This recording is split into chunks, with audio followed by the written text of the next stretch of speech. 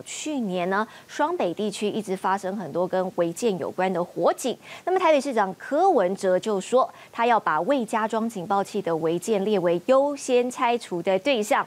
那么在最新的公安汇报上，他也再度要求，针对6500户没有装警报器的违建，必须要限期做改善，否则会彻底执行拆除任务。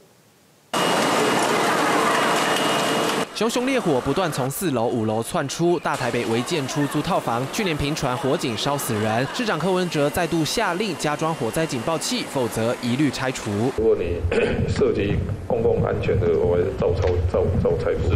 哦，这个已经是违建了，然后还不安全，那就不管了，还是所以这个还是要给他压力啊。柯文哲去年就曾表示，要把未加装警报器的违建列为优先拆除目标。目前台北市民国83年以前的顶楼寄存违建共有29760户，有6500户尚未安装警报器。柯文哲要求建管处彻底执行。违建要装住的警报器，那还是彻底实行。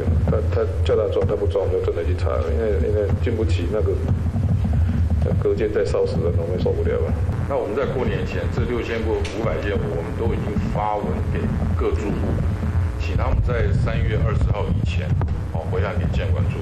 如果没有回函的话，我们就针对这些没有回函的到现场去看，就开查报单，然后就执行。柯文哲坦言，经不起再发生烧死人意外，这回市府硬起来，哪怕多拆一栋房子，也要多保住一条性命。记者SNG 小组台北报道。